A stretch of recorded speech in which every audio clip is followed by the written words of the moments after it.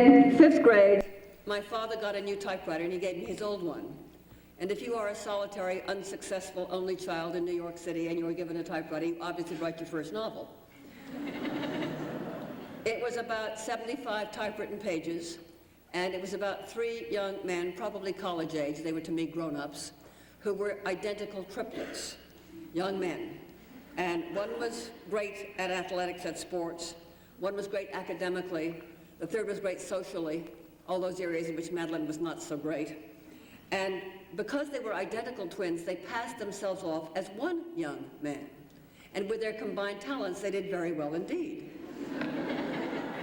And then one of them fell in love, and he had to confess to his girlfriend that he was only 1/3 of himself. And I think probably the most grown-up moment of my entire life came when I sat down the last line of that first novel. He confesses to the girl, and she goes away, and the last line of L'Engle's first novel is, "He said nothing. What was there to say?" But already, my stories knew more than I know. They always know more than I know. The people in Boston might phrase that, "Oh, what a tangled web we weave when once we practice to deceive." In 6th grade, there was a poetry contest open to the whole school. The entries weren't screened. They were judged by the head of the high school English department. And when my poem won, my homeroom teacher said, "Well, Madeleine couldn't possibly have written that poem. She must have copied it from somewhere. She's not very bright, you know." So my mother went up to school bearing this enormous body of work I had produced when I should have been doing homework. And it had to be conceded that probably Madeleine had written that poem after all. The next year, my father got an attack of pneumonia to which mustard gas lungs are prone.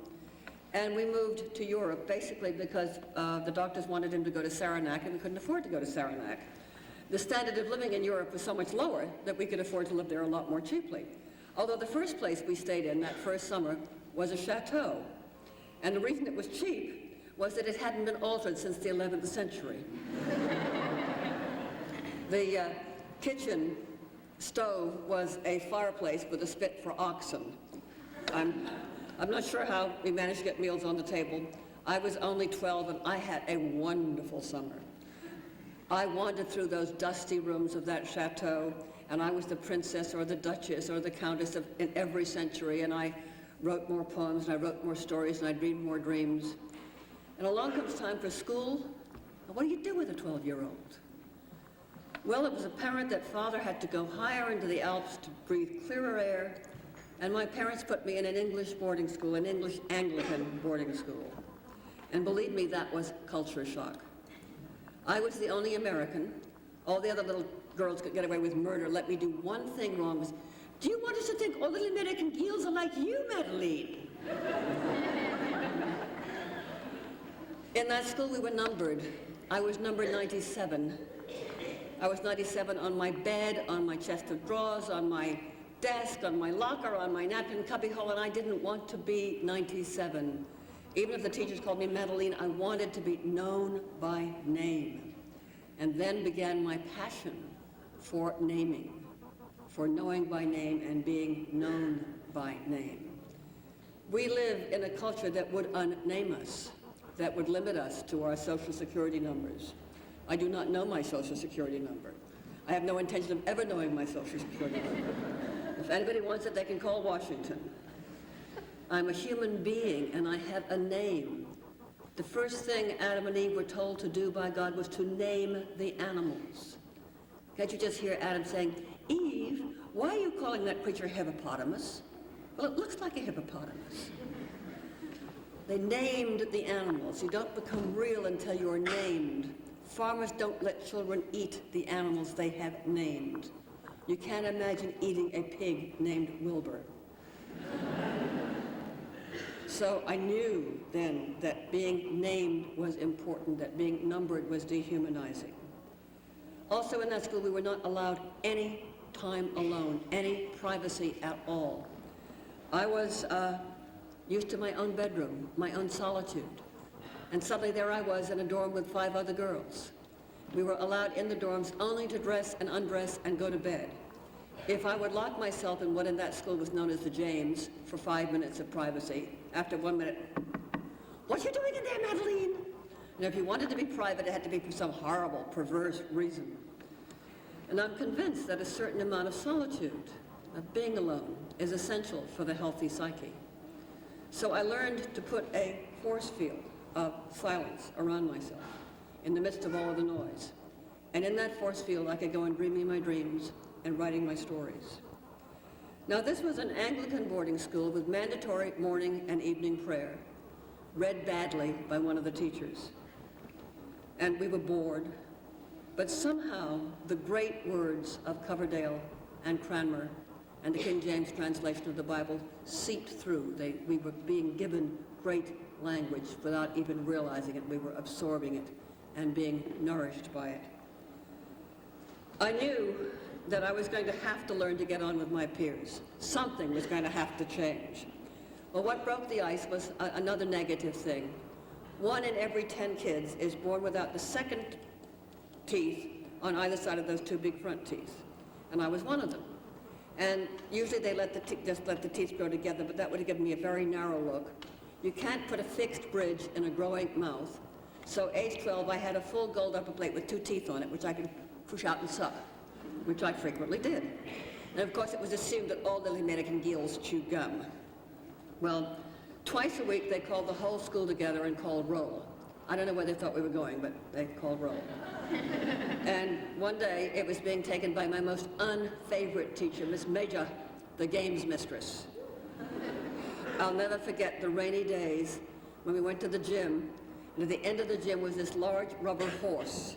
And we were supposed to run lightly down the gym and leap over the rubber horse. And I would galump down the gym and crash into the rubber horse.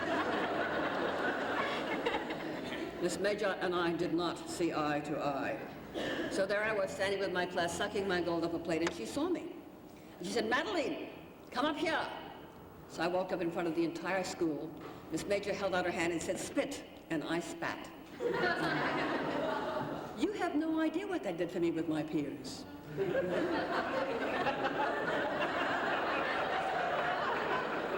She didn't know what to do with this gold upper plate. I took it from her, put it back in. They're in for good now.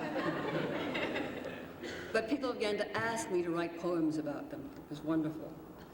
But probably the most important thing that happened in that school, in my understanding, was in the spring when we were given garden plots to cultivate. Now, we were allowed to bring the produce of our gardens in for tea, and in an English school, tea is the important meal of the day. So most of the kids planted lettuces and tomatoes and radishes and cucumbers and watercress and stuff like that. Now, this was in the early 30s when it was quite possible for a 12-year-old to be naive in an area no 12-year-old is naive today.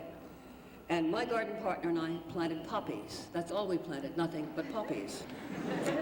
Our illicit breeding included Bulldog, Drummond, and Fu Manchu, from which we learned that opium comes from poppies, and opium gives you beautiful dreams. So we had poppy flower sandwiches, and poppy leaf sandwiches, and poppy seed sandwiches. And we went to bed at night with dream books and flashlights under our pillows. Now, we were allowed no time for daytime dreaming, so we had to depend on our nighttime dreams. We learned very quickly we didn't need our poppy sandwiches. But what we were doing with our dream books and our poppy sandwiches was rebelling against the limited world of provable fact alone, of intellect alone, in which the English school child, even more than we, and we're bad enough, was being forced to live. What we were doing was trying, not consciously, not intellectually, but trying to integrate intellect and intuition, conscious and subconscious mind. And it's only when both parts of us work together, when the intellect is willing to accept the intuitive, that you get song, you get music, you get prayer, you get poetry. And that was a very important thing to learn. It's no coincidence that the root word of heal, health, whole, and holy is hail, as in hale and hearty. So if you're healed, you're healthy. If you're healthy, you're whole. If you're whole, you're holy. That's all being holy means, is being whole. But it is an interior wholeness rather than an exterior wholeness that's referred to.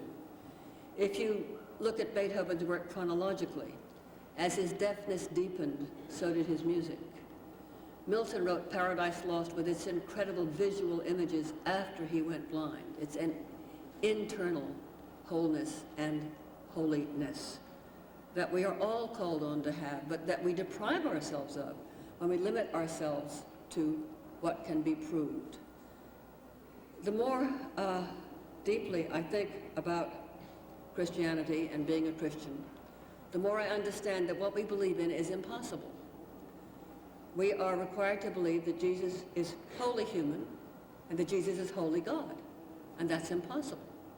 And all of the heresies have come when we let one side outweigh the other. I mean, that's what all the arguments over the last temptation of Christ are about, is that we can't face the humanness.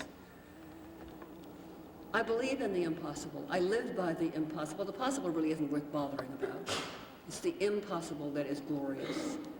The incarnation is one of the most glorious impossibles ever offered to mankind. And it is so glorious and it's so impossible that it's small wonder that most people can't handle it. I began to learn something of this, again, not consciously, but in my heart, through the poppy sandwiches and the understanding that I needed the whole of me. If I was going to write poetry, if I was going to write music, if I was going to write anything, I needed all of myself. I was in that school till I was 14, and by and by it became tolerable. Never great, but tolerable. And then we came back to this country, and I went to yet another boarding school, this one in Charleston, South Carolina, where I was extremely happy.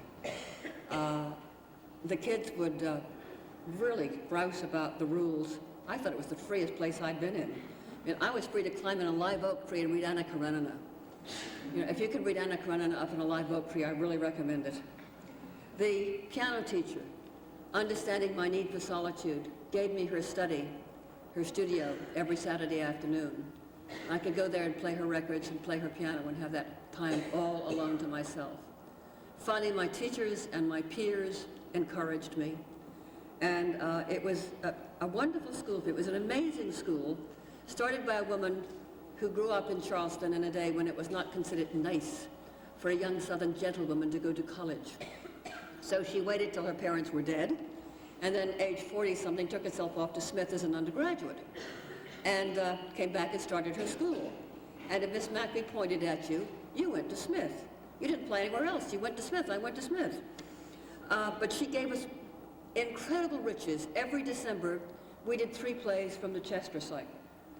And those medieval cycles have a kind of innocent, joyous, bawdy piety that is wonderful. And we lived with those plays. We did them as much as we could, as they would have been done in the Middle Ages. I was lucky, I was tall, so I got to be an actor. One of the kings and one of the shepherds, and sometimes both. The girls with the best voices were the Red Choir, and the rest of the school were the peasants with tapers going to church on Christmas Eve, because that's how those plays were first presented. We sort of took this wonderful richness for granted. It was a kind of religious education that was unparalleled, simply through the words of these great works. I still remember the words of the angel when the angel comes to the shepherds. Shepherds of this night, shepherds of this sight, be not affright, for this is God's night. When one time Miss Mackey was directing it, and the girl who was playing the young shepherd did not react to the star and the angel as Miss Mackey thought she should react. And this was in the gym up on the stage. So she simply picked up a chair, dashed up on stage, and flung it at Martha. Martha reacted. Said, "That's what I want you to do." She was a great director. In the spring, we did a Shakespeare play out in the gardens. Again, using the English madrigals, the music of the period. And again, living with great, great language. One of my best roles was Sir Andrew Aguecheek in Twelfth Night. I then, in the autumn of my senior year, my father died. And I had been taught for 6 years Anglican virtues. Anglican virtues are barely compatible with Anglican theology. They are, do it yourself, don't ask for help, never cry, never show emotion, carry on, be brave, and I did all those good things. I was president of student government, I carried on, I was brave, I was wonderful. If we don't grieve at the right time, It's going to come back and kick us in the teeth later on. I went off to Smith, and I enjoyed it. I enjoyed my professors. I had some wonderful women who were what today would be called role models, who were excited by their topics and gave us their excitement. But about the middle of my sophomore year, I was hit by a black pit of depression. And true to my Anglican upbringing, it never occurred to me that you ask anybody for help. What got me out of it was two things. I began to write more autobiographically. I wrote about a man and a woman and their adolescent daughter wandering the Alps. I wrote truer than I knew. I would read the stories to my mother during school vacations. I made her cry because I really hit home. I didn't know. But she was a wonderful mother. She'd say, but it's good, dear. It's good. You keep on writing. It's good. The other thing that helped me get out of the depression was falling in love. In the Smith handbook, freshman handbook, it used to say, remember, you go to Smith and not to Amherst. And I forgot. It was a totally inappropriate love, doomed to disaster. But it freed me to cry. And finally, with somebody's arms around me, I cried all of those tears that I should have said 2 years earlier.